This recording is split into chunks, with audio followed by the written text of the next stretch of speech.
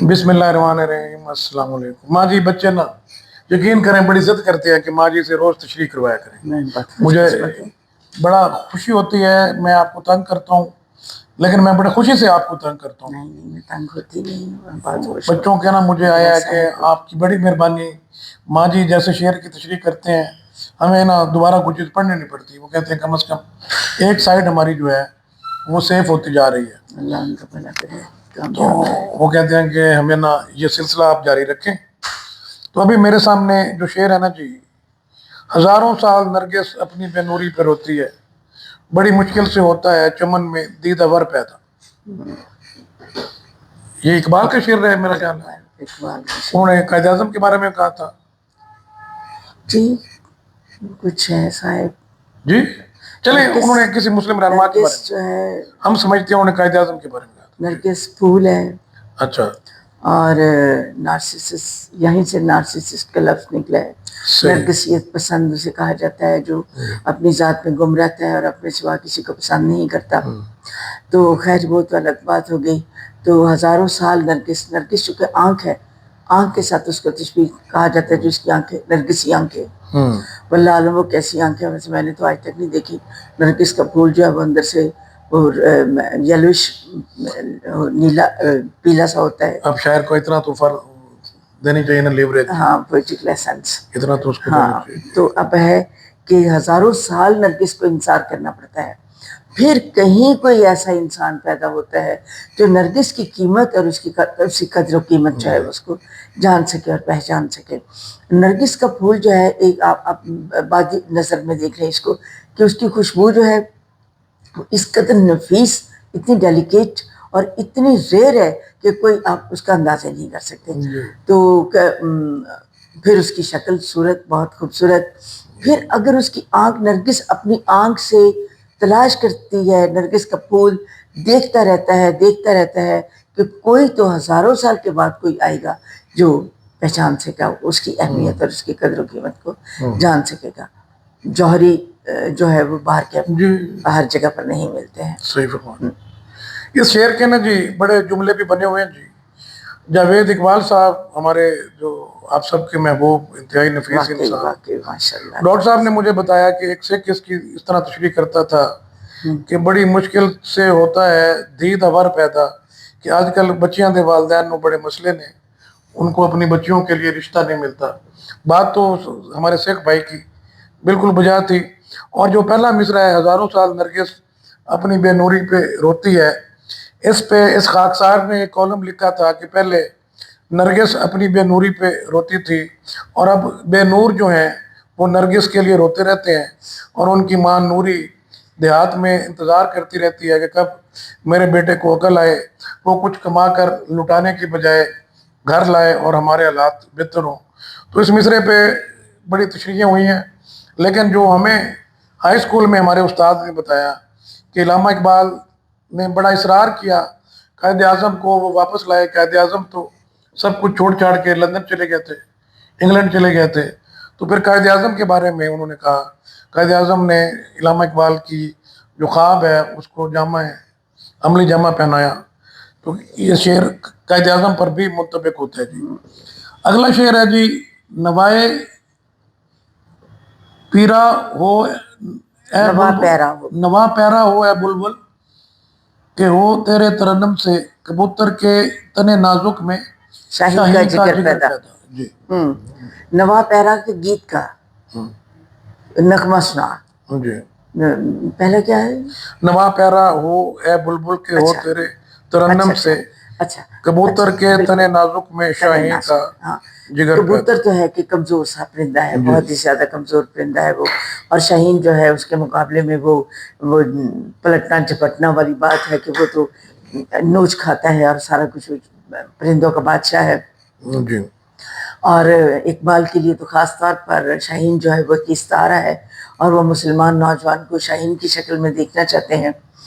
تو یعنی اس قدر طاقتور کہ تمام وہ اپنے جو مخالف قوتیں ہیں، جو اسلام کی مخالف یا باطل قوتیں ہیں، کہیں بھی باطل قوتیں ہیں، اخلاقیات کے جو باطل قوتیں ہیں، ان کا بازو مروڑ سکتا ہے۔ جیسے شاہین جو ہے وہ بڑے سے بڑے، وہ تو بھیڑ کا بچہ بھی اٹھا کر لے جاتا ہے، وہ تو مچھلی مطلب بہت بڑا، وہ بہت طاقتور جانور ہے، پرندہ ہے. تو یہ جو ہے کبوتر بیچارہ کسی کو لڑا دے ممولے کو شہباز سے.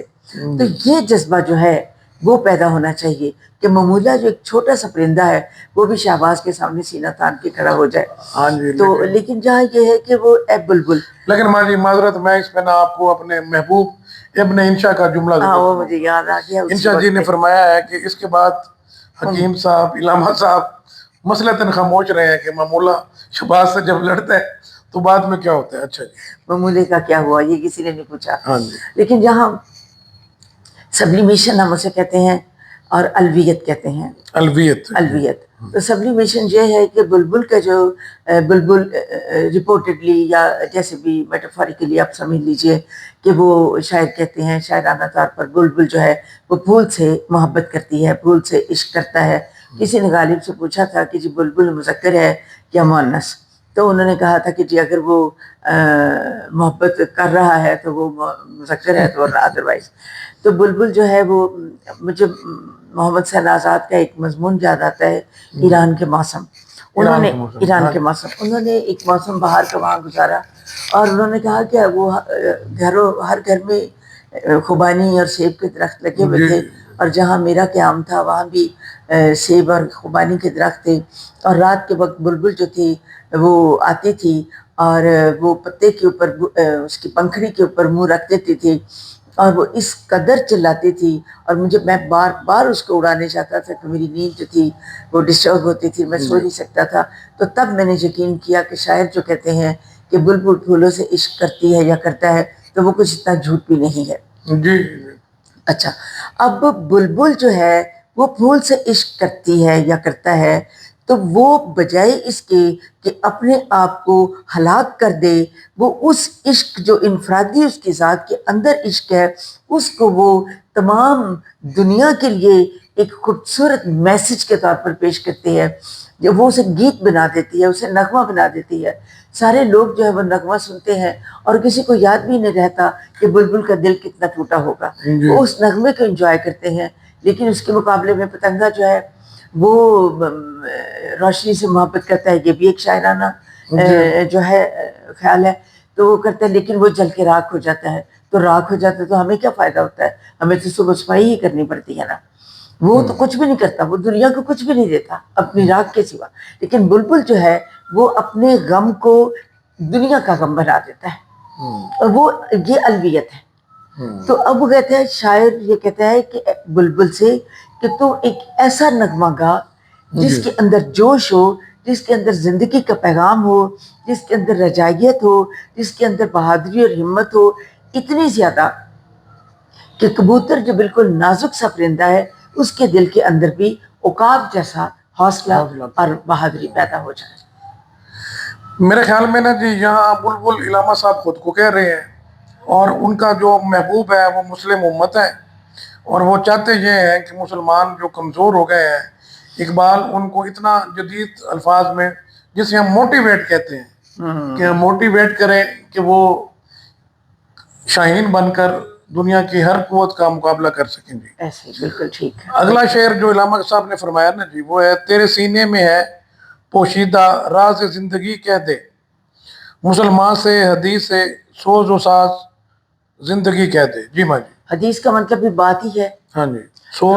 سوز و ساز، سوز جو ہے وہ درد ہے اور ساز جو ہے وہ اس کی طرف خوشی کی طرف اس کا اشارہ ہے. یہ مجاز کا مصرع ہے، گھڑی سوز تھی وہ گھڑی ساز تھی وہ. مجھے نہیں معلوم. اچھا آپ کو نہیں پتا. تو لیکن نا جی مجاز کو ایک سیٹھ نے ضرور کہا تھا کہ وہ جو آپ کی محبوبہ گھڑی ساز تھی، آپ مجھے حکم کریں میں اسے کوئی اچھا کام کرا دیتا ہوں. تو آپ اب امت جو آپ کی محبوبہ ہے مسلم امت اس کے بارے میں اس کے لیے تو یہ شعر پہلے تیرے سینے میں ہے پوشیدہ راز زندگی کہہ دے، تو یہ مسلمان سے حدیث سے سوز و ساز. تیرا کون ہے؟ وہ تیرا خود اقبال ہے. اور اقبال کہتے ہیں کہ ویسے تو بارکیف جس نے قرآن پڑھا ہے، قرآن کو سمجھا ہے اور وہ مومن ہے تو اس کے دل کے اندر اسے معلوم ہے کہ زندگی کو کیسے گزارا جا سکتا ہے اور امت کے لیے کیا کیا، امت کو کون سا پیغام دیا جا سکتا ہے. مومن کے دل کو جیسے ہمارے پاک نبی نے فرمایا ہے کہ مومن کا دل ہمیشہ اداس رہتا ہے لیکن اس کا چہرہ مسکراتا رہتا ہے. اللہ ہاں جی، اس کے دل کے اندر اداسی رہتی ہے. تو وہ ایسا سوز ہے، ایسا لوچ ہے اس کے اندر، اس کے فیلنگز میں، اس کے جذبات میں، کہ وہ پوری قوم کے درد کو خود محسوس کرتا ہے اور پوری قوم کو وہ لیکن وہ ایک ایسا نغمہ سناتا ہے، ایسے خوشی. ساز کا مطلب یہاں ہم امید بھی لے سکتے ہیں، رجائیت بھی لے سکتے ہیں، لیکن وہ اس کے ساتھ ساتھ وہ اپنی قوم کو اپنے دل کے اندر پوری قوم کا درد چھپا کے اسے آگے بڑھنے کا پیغام دیتا ہے، اس کو بلندی کی طرف لے جاتا ہے، اسے عزم کا سبق دیتا ہے. اور بس اس کے علاوہ تو ایسا کوئی نہیں. یہی حدیث. چلیں جی، یہ علامہ اقبال کا پورشن ختم ہوا جی. اما جی آگے میرے خیال میں یہ ناصر کاظمی کی شعر ہے. یہ ہمارے محبوب نصرت فتح علی خان نے گائے بھی ہیں اور کمال گائے ہیں جی. غم ہے یا خوشی ہے تو میری زندگی ہے تو، یہ ناصر کاظمی انہی کا رنگ ہے جی. غم ہے یا خوشی ہے تو میری زندگی ہے تو. ناصر کاظمی کو تو کہا جاتا ہے نا کہ آج کے زمانے کی میر تک میر ہے، کیونکہ وہ اتنا ہی زیادہ سادہ لکھتے ہیں جتنے کہ میر لکھ سکتے تھے جی. اور جتنا زیادہ سیل ممت نے جو ہے میر کا ایک خاص وصف ہے تو وہ ناصر کاظمی کے اندر بھی پایا جاتا ہے. ناصر کاظمی کو جو دکھ لگا ہے وہ تقسیم کا دکھ ہے. ان کے جو بہترین دوست تھے، جو ان کے ساتھ ان کا دلی تعلق تھا، وہ سارے کے سارے جو ہیں وہ شفٹ ہو جاتے ہیں، بکھر جاتے ہیں. اور ان کو اس بات کا بہت، ہم نے وہ منٹو کا ٹوبا ٹیک سنگھ پڑھا ہے تو اس میں ہم دیکھتے ہیں کہ وہ بندہ جو وشن سنگھ ہے، ٹوبا ٹیک سنگھ کا ذمہ دار ہے، وہ پاگل ہو چکا ہے، اور لیکن پاگل پن میں وہ اپنا گھر بار، اپنے دوست، رشتہ دار، اپنے بچے تک بھول چکا ہے، لیکن اس کو ٹوبا ٹیک سنگھ نہیں بھولا. تو وطن کی محبت جو ہے وہ بڑی بڑی بات ہے. وہ کیا خوبصورت ہے، انڈیا کا ہی ہے. ماں کا دل بن کر کبھی سینے سے لگ جاتا ہے تو، اور کبھی ننھی سی بیٹی بن کے یاد آتا ہے تو وطن جو ہے، وطن بڑی چیز ہے. وطنیت جو ہے بارکیف ہمیں تو نہیں اس کا اتنا زیادہ حکم دیا گیا کہ وطن کے پیچھے آپ اپنے مذہب جو ہے اس کو چھوڑ دیں. نہیں لیکن ماجی مذہب وطن کا مخالف ہی نہیں ہے. مخالف ہی نہیں ہے. ہاں، اللہ کے نبی کو مکہ سے بہت محبت تھی، بہت محبت، مدینہ سے بہت محبت. آپ نے فرمایا تھا کہ مجھے یہاں تمہارے فرزند رہنے نہیں دیتے. اچھا کیا تھا وہ؟ کیا؟ ہاں، غم ہے یا خوشی ہے تو. اب یہ اگر ہم بالکل چھوٹی سی بات کریں تو یہ کسی ایک انسان کے لیے بھی ہو سکتا ہے کہ میرا غم تمہارے ساتھ ہے. اگر غم دیتا ہے مجھے کوئی غم، آلام روزگار کو آسان بنا دیا، جو غم ملا اسے غم جانا بنا دیا، اصغر گنوی کا شعر ہے. تو اگر غموں کا تعلق تمہاری ذات کے ساتھ ہے تو وہ غم بھی مجھے عزیز ہے. اگر غم ہے تو تمہاری وجہ سے آ رہے ہیں، اگر خوش ہوں میں تو میں تمہاری وجہ سے ہوں. اگر تمہارے چہرے پر غم کا سایہ ہے تو میں غمگین ہوں، اگر تمہارے چہرے پر تبسم ہے تو میں خوش ہو جاتا ہوں. میری زندگی کا غم اور میری زندگی کی خوشی جو ہے وہ تمہاری خوشی اور تمہارے غم کے ساتھ منسلک ہو چکی ہے. ماں جی مجھے یاد آ رہا تھا، حضرت بلال جب مدینہ آئے تھے نا تو بیمار رہنے تھے، ان کو بخار ہوتا تھا. انہوں نے بڑی خوبصورت ایک شاعری میں نے پڑھی تھی، مکے کی گھاس کو لے کر انہوں نے شاعری کی ہوئی تھی. اللہ تعالیٰ کمی بیشی معاف فرمائے. تو وطن کی محبت تو ایمان کا حصہ ہے. باقی اسلام نا شخصیت پرستی، اگر بت پرستی کی حد تک لے جایا جائے، اگر ہم وطن کو بھی بت بنا لیں، اللہ تعالیٰ انسان کو کہتے ہیں کہ تمہاری پہلی ترجیح میں ہوں. اللہ حضرت عمر کا ہے نا کہ انہوں نے کہا کہ آپ، اللہ کے نبی کو کہا کہ آپ مجھے دنیا کی ہر چیز سے محبوب ہے مگر میری ذات سے نہیں. تو اللہ کے نبی نے کہا پھر ابھی تمہارے ایمان میں ایک مکمل نہیں. تو انہوں نے پھر کہا کہ مجھے اب آپ اپنے آپ سے بھی محبوب ہیں، اور پھر انہوں نے ثابت کیا. اور اللہ کے نبی نے کہا کہ مجھے اب تمہارا ایمان مکمل ہے. تو وطن سے محبت کریں جی، لیکن وطن سے محبت اللہ اور اللہ کے رسول کا حکم سمجھ کر کریں، اور اللہ کے رسول کی محبت کے بات کریں. اور پاکستان جیسا وطن تو ملتا ہی نہیں. پھر دو عظیم آدمیوں کی، قائد اعظم اور علامہ اقبال اتنے محنتی آدمی، ہم انشاءاللہ پھر کسی دن تحریک پاکستان کے جو ہمارے ہیرو ہیں ان پہ بھی بات کریں گے. میں خزاں کی شام ہوں، اس کا دوسرا شعر ہے. غم ہے یا خوشی ہے تو میری زندگی ہے تو، میں خزاں کی شام ہوں، رت بہار کی ہے تو. ہم اس کی تھوڑی تشریح کرتے ہیں. میں خزاں کی شام ہوں. میں خزاں، وہ اپنے آپ کو غمزدہ سمجھ رہی ہیں. خزاں جو ہے وہ باہر کے غم کا حصہ ہے، جی پتے جھڑ جاتے ہیں، درختوں کی شاخیں جو ہیں وہ بالکل ننگے بازوں کی طرح، جنہوں نے کوئی چوڑیاں کوئی زیور نہیں پہنا ہوا، جی وہ بالکل ہوا میں کھڑی ہو جاتی ہیں، رنگ بھی ان کا سیاہ ہو جاتا ہے، اور پتے جو ہیں وہ بالکل کھڑکھڑانے لگ جاتے ہیں، خشک ہو جاتے ہیں، ان کے اوپر چلے تو ان کے کڑکنے کی آواز آنے لگ جاتی ہے. تو خزاں جو ہے اپنے مطلب اس کا رنگ جو ہے وہ اداسی کے لیے ہم اس کو استعارہ ہاں جی، وہ سمجھتے ہیں. شاعر یہ شاید یہ بھی کہنا چاہ رہا ہے، جیسے اردو کے شاعر کہتے ہیں کہ ہم تو کوئی چیز ہی نہیں، اصل چیز تو تم ہو. ہاں وہ یہی ہے کہ جی تم بہار ہو، ہاں جی. اور تو تمہارا وجود جو ہے میرے لیے بہار کا موسم ہے، اور میں اپنی ذات میں خزاں ہوں، لیکن بہرحال خزاں کے بعد بہار. جیسے کہ شیلے کی بہت مشہور لائن ہے، if winter comes can spring be far behind. میں نے اس کا ایک دفعہ ترجمہ کیا تھا بچوں کے If لیے. spring comes, can winter be far behind? واہ. تو او ٹو دا ویسٹ ونڈ ہے یہ نظم کا نام. تو کیا اگر سردیاں آ گئی ہیں تو باہر بہت دور ہے؟ نہیں، یہ بھی امید کا آپٹیمزم ہے اس میرے شاگرد کا پیغام. میں نے اس کا ترجمہ ایسے کیا تھا بچوں کے لیے ہی کہ خزاں کے آنے سے مجھ کو یقین ہونے لگا، بہار میرے چمن سے زیادہ دور نہیں. واہ واہ، یہ تو آپ نے ترجمے کا حق ادا کر دیا. تو ایسا ہو، بس اتفاقاً ایسا ہو گیا. تو چنانچہ خزاں جو ہے وہ میں خزاں ہوں اور تم بہار ہو، لیکن تمہارے آنے سے میرا رنگ جو ہے وہ پھیکا پڑ جاتا ہے، خزاں کا رنگ ختم ہو جاتا ہے. بہار میں اتنے رنگ ہیں، اتنے زیادہ اس میں رنگ ہیں، پھولوں کے رنگ ہیں، موسم کا رنگ ہے، پتوں کے رنگ ہے، سبز کے ہی اتنا شیڈ ہے. تو وہ سارے کا سارا جو میرا نسواری سا براؤن سا پھیکا رنگ ہے وہ ختم ہو جاتا ہے. میری زندگی کی اگر بہار ہے تو وہ تم. ایک جدید شاعر کا شعر مجھے بالکل صحیح یاد نہیں ہے، لیکن ماں جی مجھے میں صحیح یاد وہ کروں گا. میں آپ کو وہ سنا رہا ہوں، اگر اس میں کوئی کمی بیشی ہو. شاعر میرے خیال میں وسیع شاہ صاحب ہے، کمی بیشی ہو تو سب سے معذرت.